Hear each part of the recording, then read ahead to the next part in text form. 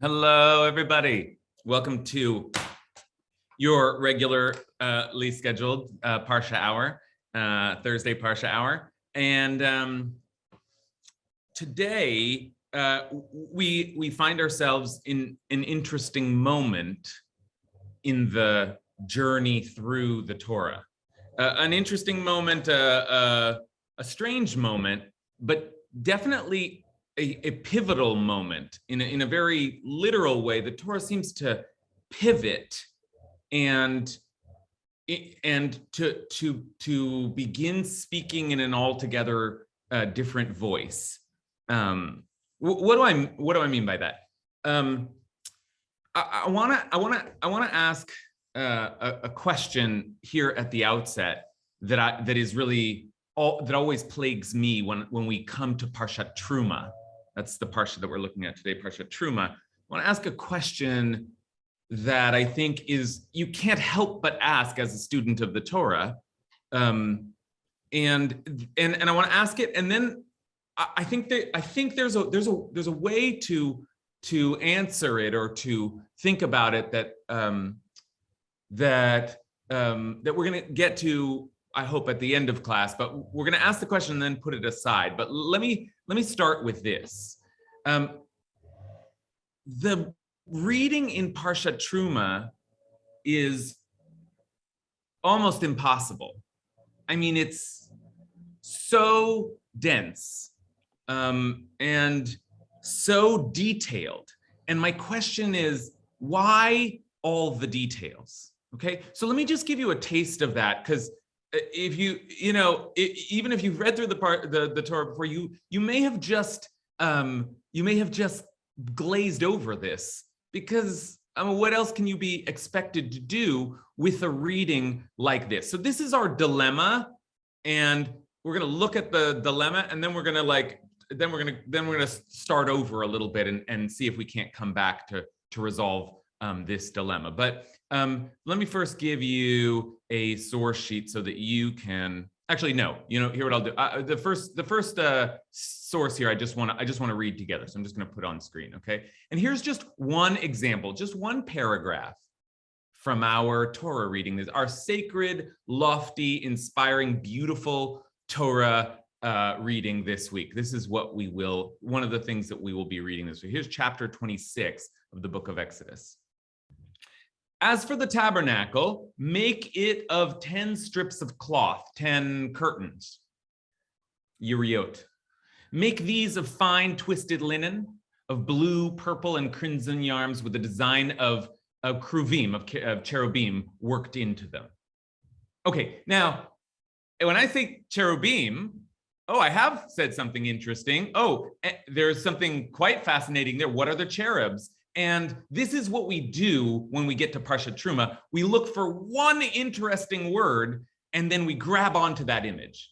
And actually, I think last year we did a whole class about the cherubs, and the cherubs is a fascinating image, a fascinating thing to consider. But it's just a mention here. There is a whole description of how they're made. We could focus on that. But the point is that this is an intriguing word, but soon you're going to get to a whole paragraph that's devoid of such oddities and eye grabbers. So here we go. The design of the cherubim worked into them. Verse 2: the length of each cloth shall be 28 cubits.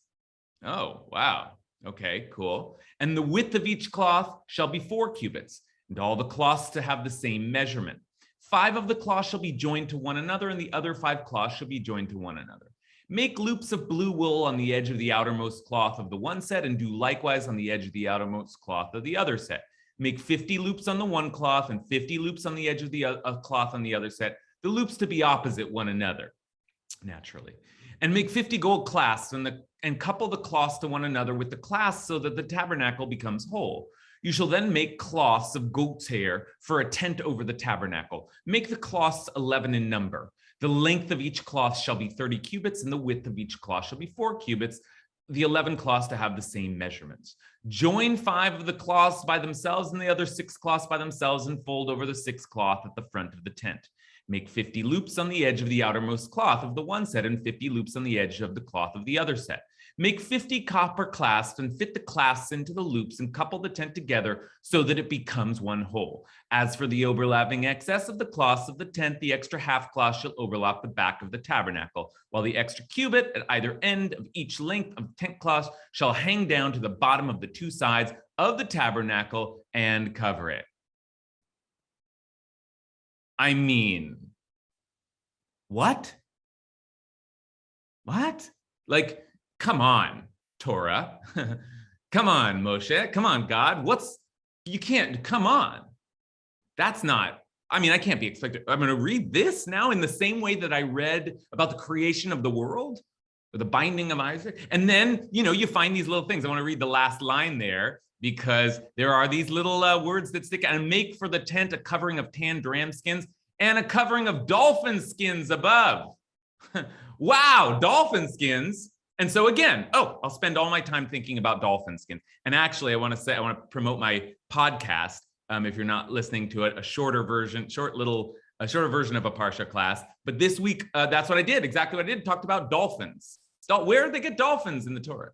Right? What are the cherubs? Where did they get dolphins? These little things like, thank God they're there. Vera, would you? There in the chat is a link to this week's. Learn more about dolphin skins in this week's Parsha podcast. But forget about dolphins. Forget about cherubs.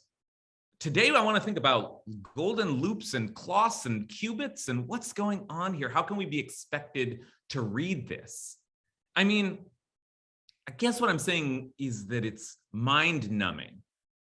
And I don't want to say boring. Because it's not, first of all, chas v'shalom, I would never say that about anything in the Torah. And maybe the message of the Torah is that nothing is boring. Okay. But it's certainly not interesting reading in itself, except that it's so interesting that it's in there. That's interesting. What is the Torah doing?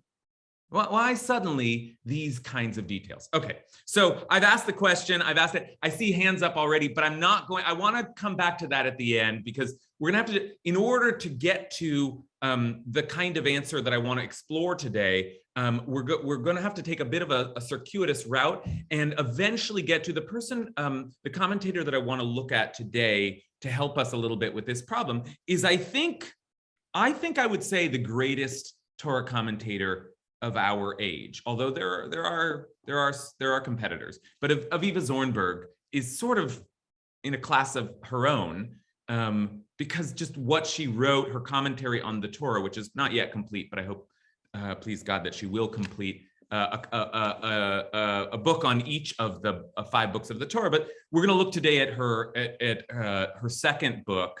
The first was Genesis, the beginning of desire, sort of blew the lid off the Jewish world. Everybody was fascinated by it. And then she just dropped another masterpiece, which is Exodus, the particulars of rapture, reflections on Exodus. It's I have to say, when I first started reading Aviva Zornberg, I didn't like it because I didn't get it. I mean, I really didn't get it. And I still don't, like, I only came to appreciate the greatness of it. It's so rich. And so, I mean, it's hard is what I mean to say. It's hard, but it's stunning. We'll get back to it at towards the end of the class, but this is, Aviva Zornberg is going to help us today. One of the real Gdolei Hador or Gdolot Hador, great ones of our generation. Okay, now we're gonna stop, say a blessing. We're gonna kind of start over again. Everybody ready? All right. Say a blessing over our Torah study today. Baruch atah Adonai Eloheinu melech haolam asher kitshanu b'mitzvotav v'tzivanu la'asok b'divrei Torah. Thank God we can immerse ourselves in words of Torah. Okay, now here we go. We're going to now look at the dilemma of this kind of reading from a different entry point. And that entry point, here is a source sheet for you to look at. That entry point is now what I want to do is start with a classic debate. One of the famous debates in the discourse of Parshanut, of Torah commentary, which is like that's what we're studying together, the Torah and its commentaries. And there's a classic debate around how to read the Torah altogether and the debate comes up in various places in the Torah, but it is especially implicated by these last 5 readings in the Torah, these last 5 readings. So let's take a look at what these last 5 readings are and what the problem is. Because one of the problems with Parshat Terumah is all the details. But another problem with Parshat Terumah is that the sequence now of the rest of the book of Exodus. Remember, we had the story of Exodus. It was the greatest story ever told. And then we started to get the revelation and justice. Oh, this book is about justice. But now all of a sudden, the book is about, this is part of our problem, the instructions for building the tabernacle, the detailed instructions for building the tabernacle. That's what we just read. And the tabernacle we're going to call the Mishkan. It's called the Mishkan, which literally means the dwelling place. Okay. Then next week in Parshat Tetzaveh, we will read about the instructions for making the priestly garments. And this makes sense because what we're talking about now is the construction of an altar that will have offerings that priests will offer. It's like the first version of what will become the great temple. But it's the portable temple of the desert. And, it's very detailed in both of these cases. How do you stitch the priestly garments and how do you build the tabernacle? Very, very detailed. Why are we talking about this? Why so many details? Fine. But as I said, we're leaving that aside. Here's the other problem. 2 weeks from now, we'll read Parshat Kitisa. And Parshat Kitisa has the story, notably, at its center, it has the major episode is the building of the golden calf. Moses is up on the mountain for 40 days, and he and by the time he comes down, God's already warning him, oh my goodness, they've built a golden calf and they're worshiping it. They who have just received the revelation at Mount Sinai, who have just gotten the commandment not to worship other gods, if it weren't enough that God had saved them from Egypt. So Moses gets mad, shatters the first tablets, and gets the second set. That's a huge story, right? If I was worried about getting bored with the details of Terumah and Tetzaveh, I don't have to worry because that's a huge story. But then the week after that, we go back with Parshat Vayakhel to describe how the tabernacle was built. And it's basically the same thing. It's just, and so they did like this. And they describe again, cubits and hooks and materials and units of measurement and all the details all over again, essentially a repeat. And, there are some interesting divergences. Notably, we introduced the character of Betzalel, who will build the tabernacle, but it's effectively the same thing. And again, Parshat Pekudei, the last Parsha in the book of Exodus, has the making of the priestly garments. And then a little bit of the ending of Exodus, just at the very end, the tabernacle is complete and then the cloud of glory appears. Great. But you can see the problem, I think. And I've spaced it out this way because Terumah and Tetzaveh are often read together, and Vayakhel and Pekudei even more often read together. So what it really is details, details, details, the golden calf, details, details, details. Or put differently, tabernacle, calf, tabernacle. Now, what is going on there? I'm stuck now in my stop share. What is going on there? The Torah's now, if I was daunted by the details, now I'm confused by the structure of the whole rest of the Torah. You had to repeat this entire thing? So and the golden calf is in the middle. Tell me about the golden calf. Now that's the story. Maybe save the details for the end after the golden calf, or I don't know. But why repeat it? Okay. Now that sets us up. I'm seeing hands come up because this is also a fascinating question. But again, I'm not just yet. We will soon get there to a place where I want us to really dig in. But right now, I'm just going to summarize a long-standing debate. I'll summarize it using the help of Nachmanides, who puts it very simply. He quotes Rashi, and the debate we often frame as a debate between Rashi and the Ramban. Rashi is a 11th century, 12th century French thinker, and the Ramban, Nachmanides, is a 14th century Spanish thinker. And they have a debate, over the centuries. And Rashi holds one position and the Ramban holds the other. Okay. Rashi holds that the tabernacle and the details of the tabernacle come in response to the sin of the golden calf. Okay. And Nachmanides holds that the tabernacle and the instructions of the tabernacle come before the episode of the golden calf. Okay. Now, in this case, they're both right. But what they're debating is, there's a repeat. Is the repeat meant to tell us this actually happened after all these details, or is it meant to tell us that it actually happened before? There's great language for this, which I can't help but give you. Nachmanides sums it up this way, which is this. This is a totally different place in the Torah, but here's the language that he uses. This section concerning the 7 days of consecration of the priests in Leviticus was said 7 days before the building of the Mishkan. It wasn't said here where it is, for there is no before or after in the Torah. Okay, ein mukdam umuchar b'Torah. That's Rashi's position. There's no before or after in the Torah. So we don't have to read the Torah sequentially. We can figure out actually this section happened later or this section happened before. And then, so says Rashi, but the Ramban says, but why should we invert the words of the living God? Beautiful language on both sides. So that's the debate. Ein mukdam muchar b'Torah. There's no before or after in the Torah. The Torah is not written chronologically. Okay. Or no, we follow the order of the Torah. If it says it happened there, that's when it happened. Now, there are other places where, in fact, there's an even earlier one. There's a debate over whether Jethro came to visit Moses and the people of Israel before the revelation at Mount Sinai, or where it appeared, before the revelation at Mount Sinai as it appears, or after the revelation of Mount Sinai, because it does seem to say he visited them at the mountain of God, and there are reasons to think that the laws that Moses is judging that he comments on are laws that were just revealed at Sinai. So there's Rashi is not just saying I can do whatever I want. There's reasons.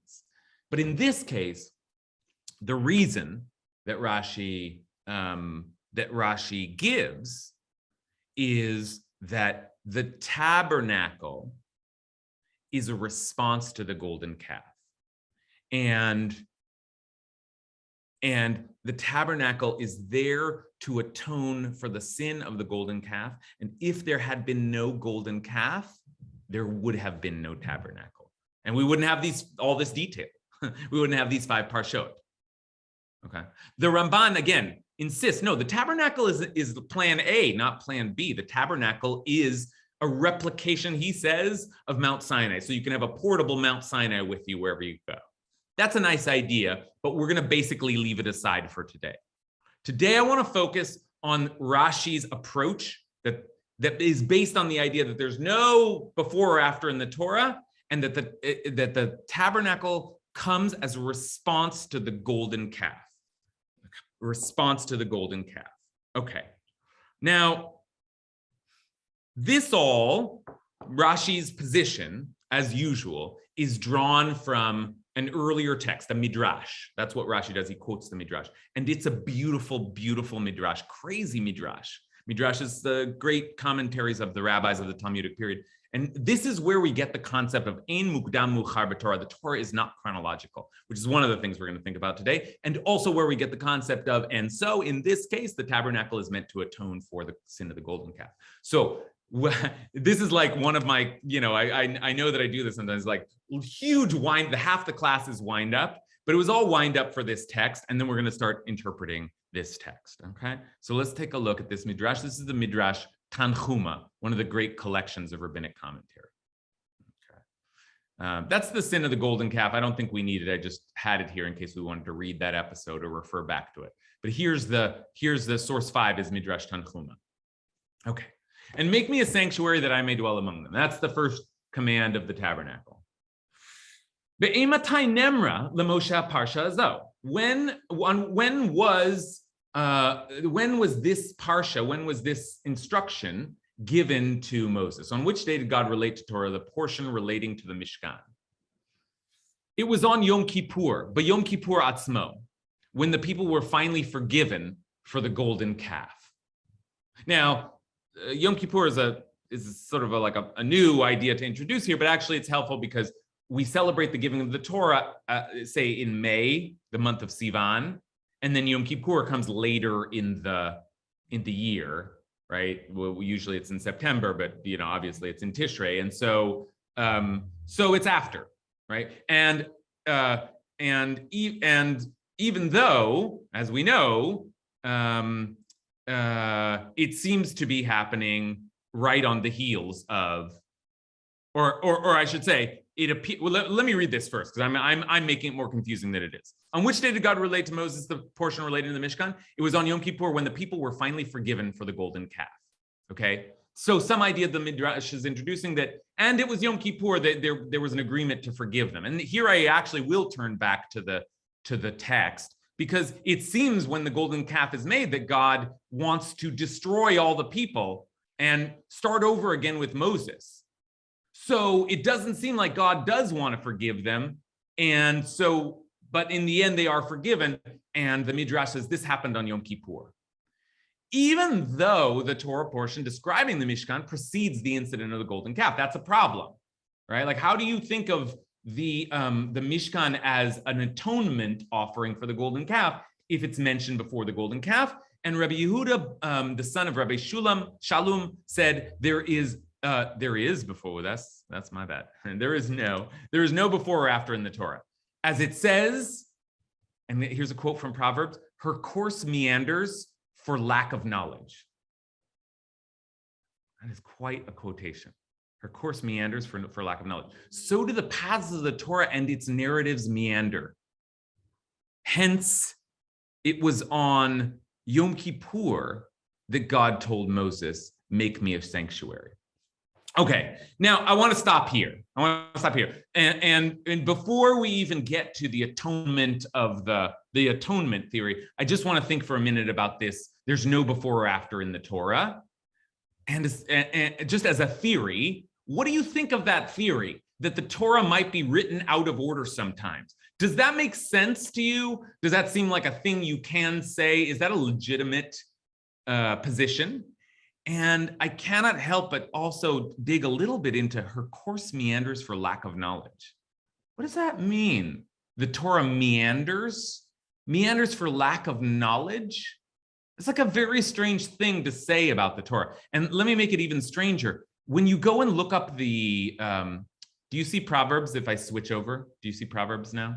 Yeah. When you go and look up Proverbs, here it is. Her course meanders for lack of knowledge. If you scroll back into the beginning of this chapter, it says, B'ni lechochmati hakshiva, listen to my wisdom. And it is true that wisdom is often described as a woman in Proverbs, but another thing that Proverbs does is it describes wisdom as a woman, which then becomes Torah to the rabbis, but it often contrasts wisdom with another kind of woman, the temptress. For the lips of a forbidden or literally strange woman drip honey, her mouth is smoother than oil. So don't listen to this strange woman, listen to wisdom. But it's really, if you read this, it's the strange woman whose course meanders for lack of knowledge, not wisdom. So the Midrash is really playing around here when it says that there's no before or after in the Torah. You can read the Torah any way you want. I mean, I don't know about any way you want, but like, you don't have to read it chronologically, because the Torah wanders around and doesn't know what it's doing, there's no knowledge to where the Torah is going, when the verse that the Proverbs is using is not about chokhmah, but about this other temptress woman, right? The image that it sometimes borrows. Okay, I've been talking for a long time. I apologize, but that's all the setup. And now I want to start to ask you, before we turn to look at Aviva Zornberg, I want to ask you just like, what do you think about where we are so far?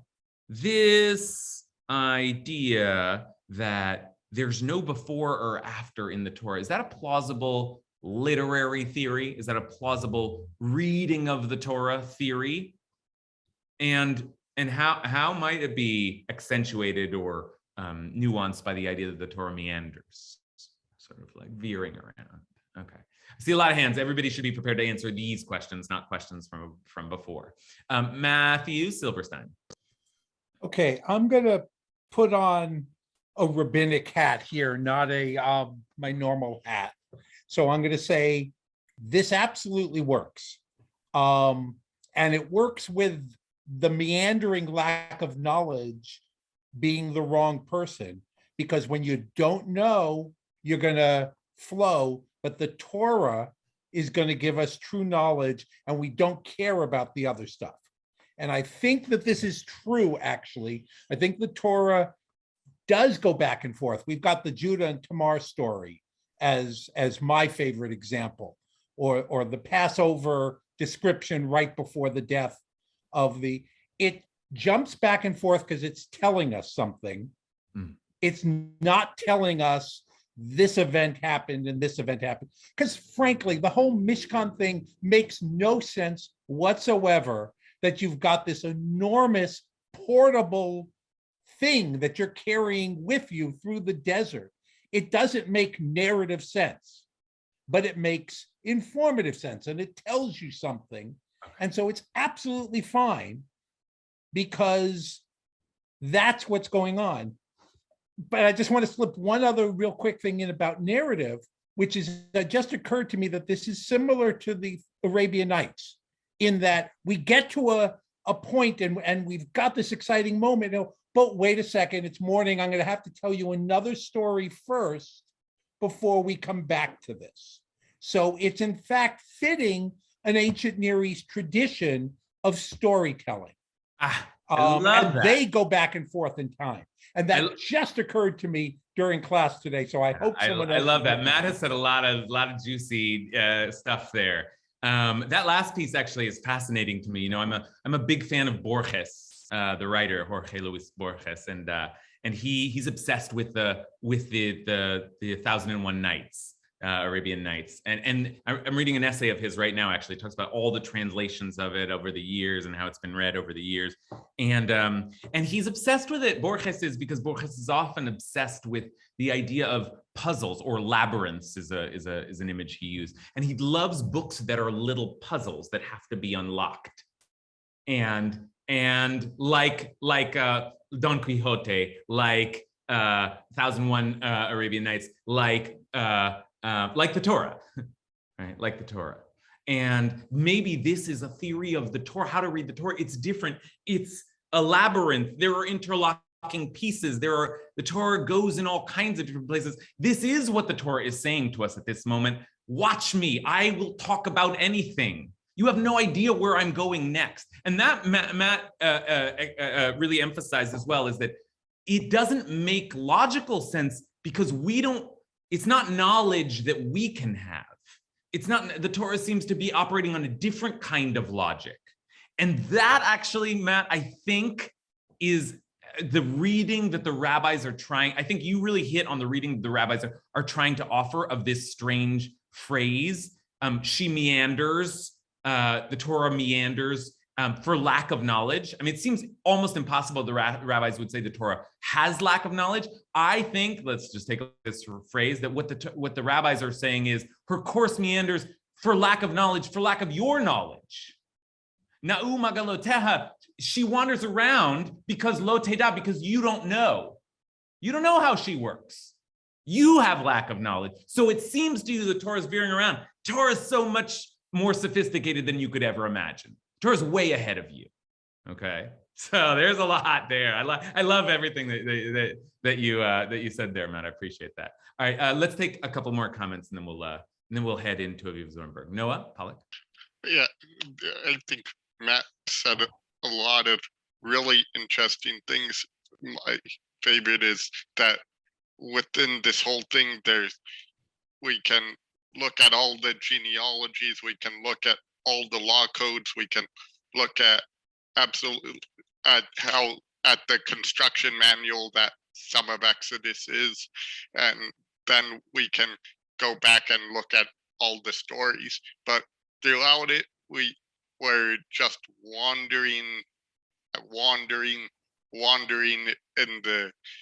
in the Sinai for a whole chunk of time, and in that time we have some amount of days given in Yitro, the 3 days before they can approach the mountain, and then Moses goes up, and then some amount of time given after. So can we really say that there's no before and after, no time in the Torah? Because there had to have been some time there, because if there wasn't, then what was that piece in Yitro with them preparing themselves and getting ready? That would have just been, say, get ready, then go. Yeah, great. Lama nafuch divrei Elohim chaim. Why should we flip? Why should we turn upside down? Why should we invert the words of the living God? Yeah, right. I mean, the Torah is telling us something in order. Why not just, if the Torah puts Jethro's advice before before Sinai, then maybe the Torah is teaching that that's a lesson we had to learn before we receive the Torah, right? If the Torah gives us the Mishkan before the episode of the golden calf, then it's ideal. It's not a response to that, a Torah, and especially in this case. I mean, this is part of the dilemma. It repeats, so we don't really know how to deal with chronology at all at this point, right? So it's vexing, but you, like the Ramban, you ended with this idea that, let's just trust the order of the Torah itself. Let's just trust the Torah herself. Okay, let's take one more comment. It's so happy to see Yael. I haven't seen in a long time in this class, so good to see you, Yael. What are you thinking? Shalom again. I would say to the last questions that you posed, yes and yes. I think the truth of the Torah, the truth, is given in less than an instant. It has no chronology. But in our minimal human framework, we work with chronology. And that is the lack of knowledge, is that we work within that framework because we're so limited. We could never understand the instantaneous truth of all of the Torah. And so we define it, or we dilute it into our tzimtzumit, into our abilities, which are very limited. So as we expand those abilities, we look towards, well, yes, it's true that right in front of us, we have a chronology, but as we expand, especially with a class like this, we expand and we say, and also as we push away our limitations, we get closer to seeing that it appears to be true for our functioning, but maybe it isn't as well. Wow. Yeah, coming in hot from Florida, right? You're in Florida? No. Where are you right now? California, Central right. Coast. Good. It's fun to learn with Yael, and it's been a while, and giving us a lot there. Really, in some ways, we could sort of end the class now because Yael gives us the inevitable Jewish answer, which is that somehow, in the strangest way, it's both.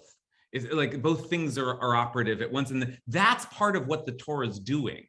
Is saying, there's a way in which we could follow the sequence of the Torah. There are other ways to look at it, because the divine reality is not chronological. And I think actually, I said there's a bit between Nachmanides and Rashi. There's a middle position, which is the position of the Zohar. And I know that Yael has a bit of a mystical streak, so I think that this tracks. But the Zohar essentially says it sort of says both, says that the tabernacle was an atonement for the golden calf, but it had to be made before, so that because the people who worshiped the golden calf were not pure enough to build a tabernacle. So it's important that the tabernacle was built before so that it would be pure and holy, but it turns out that it anticipates something to come, both somehow, because it's God's reality, it's God's timeline. And I love that. And I think that's a wonderful moment to leave that debate between the before and after. Okay, now I want to move into the last phase of our class where we've been headed, which is to address this based on the idea that there is no before or after. This notion that Rashi also brings us that the tabernacle is meant to atone for the golden calf, and that also comes from this midrash. So now let's read the second half of the midrash, and then we'll head into Aviva Zornberg. Okay, so here's the second half. The Holy Blessed One declared, "Let the gold of the Mishkan atone for the gold with which the calf was fashioned." All right, Yavo zahav shebemishkan v'yichaper al zav shenasa bo et ha'egel. As it says, and all the people broke off the golden rings from the tabernacle. Thus that's all the people broke off the golden rings to make the egel, to make the calf, not tabernacle. Thus they atoned with gold, and this is the offering which you shall take of them, gold. Okay, that's the tabernacle, even though it is out of order there, but that's okay. That works now for this midrash. The Holy Blessed One said, "I will bring healing to you and cure you of your wounds." Okay, now the tabernacle is atonement and healing. And on that note, I want to enter in the great Dr. Aviva Gottlieb Zornberg, who I said a little bit about at the outset. I will just give you some of her bio. She's a Scottish woman in birth and origin, and was part of the Scottish Jewish community, and then I think got her PhD in English literature at Cambridge, which is probably a pretty good place to study English, and but is also brings a kind of literary theory approach to the Torah, but is also, as many in the field of literary theory and criticism is also informed by and really focused on psychoanalytical therapeutic readings of the Torah, and we're going to get that here. We're going to get that language here. So that's important background, is that that Aviva Zornberg is often bringing a kind of a literary sensibility and a psychoanalytic frame or reading to the Torah. She has a book called The Murmuring Deep about the unconscious of the Torah, right? So this is the kind of language that she uses. And what I want to look at now is a passage in this book, The Particulars of Rapture, that has always stayed with me. And I realized, like, I definitely don't fully understand it, but the language of it feels so useful to me. And the language that she uses is one of the sections of her book is the Mishkan, the tabernacle, a therapeutic project. A therapeutic project. So take a look at this reading, which is based on the Midrash that we just looked at. Okay, so our work was not just for fun. We set up ourselves now to look at Aviva Zornberg reading through this Midrash. Okay. Dr. Aviva Gottlieb Zornberg. Okay, the Mishkan, a therapeutic project.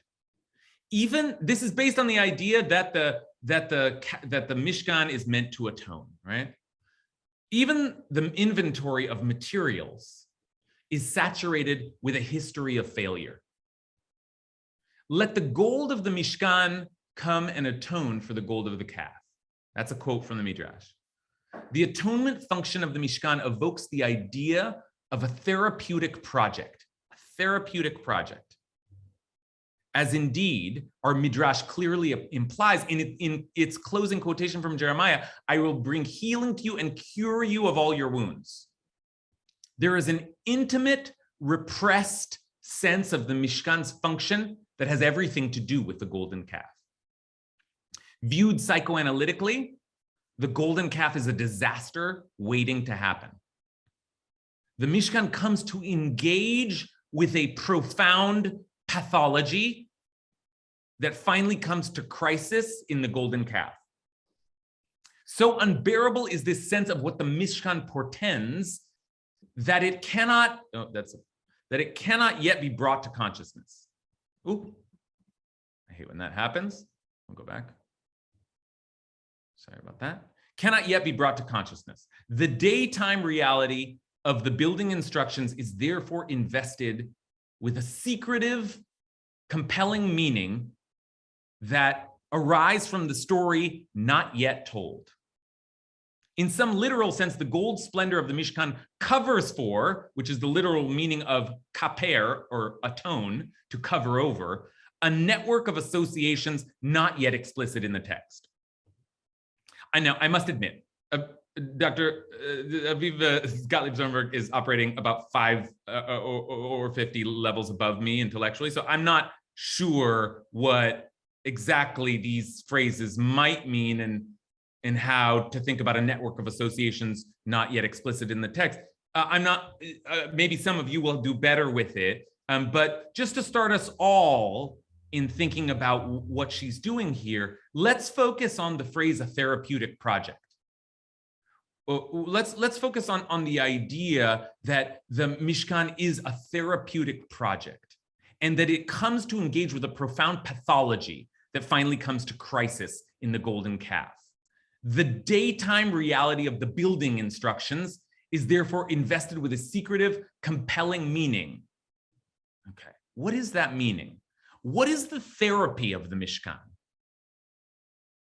The Midrash has told us, and Rashi told us, the Mishkan atones for. How? What is the therapy of the Mishkan? How does the Mishkan come to engage with the pathology of what we represent with the golden calf?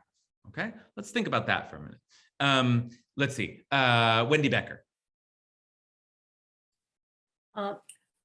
When Torah comes up with these very explicit, very descriptive, definite things that you think are meaningless or just simple, in fact, I remember studying, that's often when the most deep teachings are kept.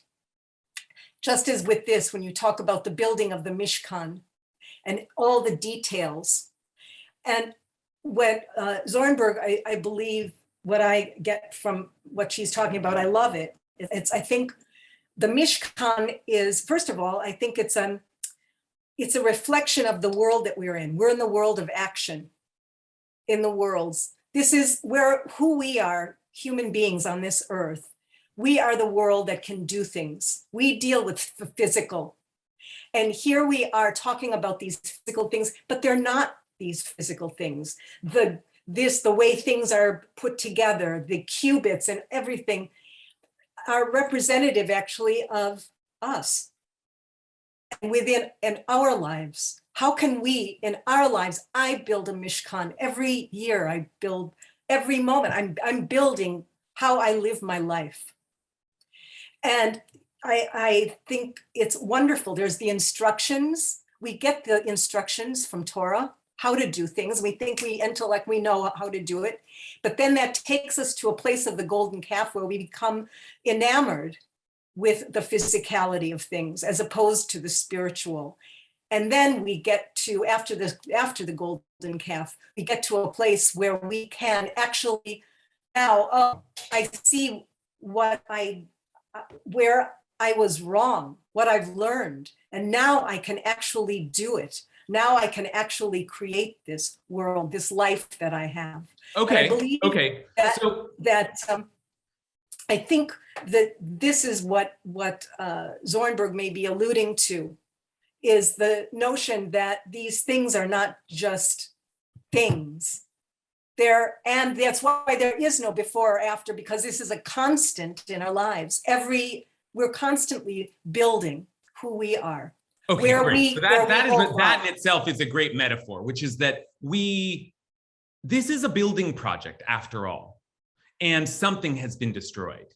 So, and we have been destroyed. I mean, Wendy's is so artfully both giving us the kind of the metaphorical and the actual. because actually we're building, but on some spiritual level, we're rebuilding ourselves. And then we begin to ask, so what part of the Mishkan, where do I see myself in the Mishkan? What does it mean for me to be reconstituted, to have limbs, to have gold, to be, whatever it is, I need to so that's a great answer to the question of how the Mishkan could be therapeutic, is that it becomes a process of rebuilding, and we rebuild our national life, our forms of worship, but what we're really rebuilding is ourselves. Okay, let's see. I'm gonna just turn to some folks that I don't usually see here. Skylar and Yonatan.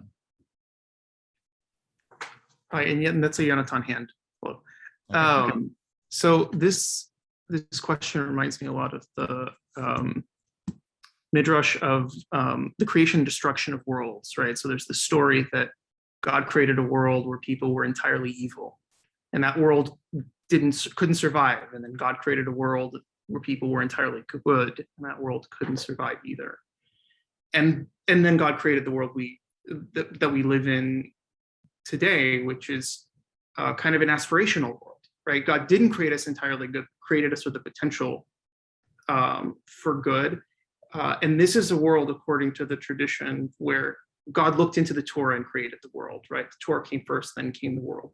So it's difficult to talk about chronology in a world where really the world itself wouldn't be sustained if all of these separate things weren't preordained to coexist within it. The therapeutic side of things is that we are created as fallible people who are capable of both good and evil, who are also capable of improving ourselves, right? Who are also capable of doing the work of tshuva. Mm. In a sense, what you're saying is that like you're not saying it this way, but in a sense, what you're saying is like, duh, like if it's atonement, it's therapeutic. Atonement is therapeutic. Tshuva, the word that the Yonatan just used, our word for what we do on Yom Kippur, after all, that's a therapeutic. Of course, it's a therapeutic project. But what Yonatan is adding is that the whole force of the world and of the many worlds in legend is in itself a therapeutic project. In other words, we are constantly evolving, to borrow from Wendy, rebuilding and reconstituting what has been destroyed. It requires a little bit of destruction to move to the next phase of understanding of reconstruction. All right. So certainly a therapeutic project, a tshuva project, an atonement project. Okay. Cindy. All right. So I wrote down a couple of thoughts. I'm actually currently reading a book about the creative process and how it can be therapeutic versus how it can create like the manic depressive artist cycle. And it reminded me a lot of what this is talking about. When they were building the golden calf, it was made of gold. I'm sure it was beautiful, and they probably took great care and attention to the details while building it. But it wasn't, they weren't being present. They weren't hearing what the Lord had told them about worshiping idols and building idols. And so I think that with the Mishkan, it was a way of saying, hey, let's take this from the top. I'm going to give you a lot of instructions, so you're going to be mindful and take great care in your construction of the tabernacle. And that it was atonement, it was covering up because it was taking a similar process and breaking it down and having it take place for purposes of good that were pleasing to. Yeah. Cindy, that's what Brucha Shekivant. Your mind is going very much in the direction that mine goes with this language, this therapeutic language. You used this this language of like a manic state to describe the golden calf, the building of some kind of extreme ecstasy, but unbounded and wild and untamed. And then you described the the construction of the Mishkan is a more mindful project, a more mindful project. It's going to be a lot of instructions, but just, and I have to say, what Cindy's done is it really points in exactly the direction that I wanted eventually to go, which is to think about this therapeutic project as one that is a kind of a cooling project from the heat of the golden calf, and that there's something about, and here we begin to get at the details, right? The details. There's something about the very methodical, detail-oriented, specific, quiet, almost dare I say boring. That frequency is going to be necessary to bring the consciousness back into a settled state, because something has gone wild. That's the profound pathology, right? And when Aviva, it's funny because I read this and I remember I have started to think of these details in exactly this way. And now we come back to that question. Why all the details? Since I read Aviva Zornberg, I've always thought of it as this kind of cooling, like to settle the people, one needed to just one hook after another, one socket after another, calm down, calm down.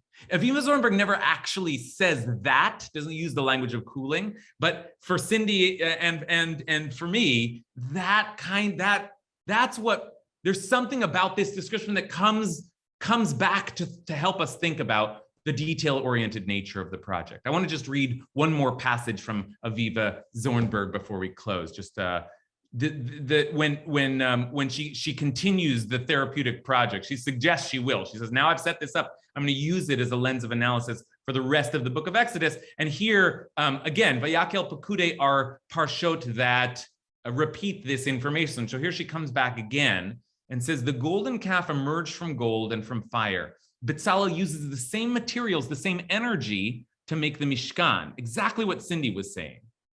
If Bezalel, therefore, has the power to create an antidote to this psychic intensity, that power, the Midrash affirms, must come from God. If he can work with the same fire to produce a therapeutic counterform, his art cannot have been learned from a master, nor is it the product of the pragmatic strategies of the problem-solving mind. It is da'at, uncanny, godlike, transcending any given cognitive structure. And here we return to our first comments from Matt Silberstein. Uncanny, godlike, transcending any given cognitive structure. It is not the product of pragmatic strategies of the problem-solving mind. And here we also return to the inverted nature of reading the Torah back and forth and back and forth. There's a logic here, said Matt, but it's not logical. It's its own logic. And that logic is the logic of therapy, of a certain kind of therapy, which is a certain kind of meditation, And that's I think where I want to end this exploration, is thinking about the Mishkan as a therapeutic project, but also thinking about the Mishkan as a meditation. And in religious language, in the sort of the pantheon of world religions, I think actually the parallel that comes to mind is the rosary. The rosary, which actually I read a little bit about it before this class, and the encyclopedia says that the rosary appears actually in most world religions, right? Famously Catholicism, but also there are Buddhist rosaries, there are Islamic rosary, by which, not rosary, that's the Catholic term, but beads that one uses and wears to count one through a meditation. And it's quite complicated in the Catholic liturgy. It's like, and you say 100 Hail Marys and 7 stations of this, and it's very intricate. The same kind of intricacy of just sort of what kind of meditation. 100 Hail Marys, isn't it boring by the 7th time, by the 70th time, right? So Judaism doesn't have a rosary, but we do have the Mishkan. and then you put the next plank in, and then you put the next plank in, and there is a kind of a cooling, perhaps, that's happening, a kind of zoning back in after the explosiveness of the Mishkan. Okay, I think I have time for one last comment. I'd like to call on Payam. The Torah is non-linear. What it does is it foreshadows, what it does is it presents the solution, and then it gives you the problem. And then because you know what the problem is, it reiterates the solution. So in the case of the Mishkan, it starts with minutia. This is the way our holy code should be almost. It should be the small things. And then comes the golden calf. And it says, if religion is just ethereal, if it's not tangible, people will make this thing to worship. So it goes back to the Mishkan, which is as minutia and as small as possible. And that's what she's saying in terms of therapy. That therapy is the small, tiny things we do in and out every single day, that we as human beings need to be grounded. And that's what the Mishkan does for us. Okay, this is an incredibly perfect place to end. I thank you for that, Payam. Payam, by the way, who I think celebrates a birthday this week, and also just recently lost his grandmother. So let's dedicate our Torah study today to the elevation of the soul. What's your grandmother's name again, Payam? Tuya Seji, I don't know her Hebrew name. Okay, yeah, to the elevation of your grandmother's soul. And happy birthday to you, Payam. And thank you for that. That is an important next place to take this conversation, is to think about maybe now how all of these little details aren't just a response to a problem, aren't just a counter therapy, but actually there's something that the Torah is saying that it's not that the devil is in the details, just the opposite. The details are the opposite of the devil. The devil is explosion. The details allow us, it's in the details that life is lived. And yeah, there's explosion all over the Torah, and the explosion of Mount Sinai and the parting of the Red Sea. Wow. But there's something that we will have to come to as a people, which is to see that life is lived in every minute detail. And that becomes the basis of our whole halachic system, our whole religious practice. It's like all the little details, everything's a rosary, right? Like, what blessing do I say before I eat this apple? Right? Oh, I'll say is it the sun is setting? So I have to pray the afternoon prayer. Like there's everything, the details make up the entire world. And the Mishkan is asking us to focus in now and to look at the details and to look at things with nuance and texture, and not to be bored by the plank and the plank, but to really think about it, what it meant to construct, because someone has to do construction in the world, and someone has to do every detail-oriented thing in the world, and it's all important. It's all important. It's all important. I'll close with the words of my friend, Rabbi Chagai Reznikov, who is now a teacher at my old rabbinical school, a good friend of mine for a long time. And he said, I remember him saying that when we come to Parshat Terumah, I think he may have said it about the book of Leviticus, but same idea of all these intricate details. He said, it's like every year you read through the Torah and you get to this point, and it's as if the Torah is all of a sudden saying like, oh, no, this book is about everything.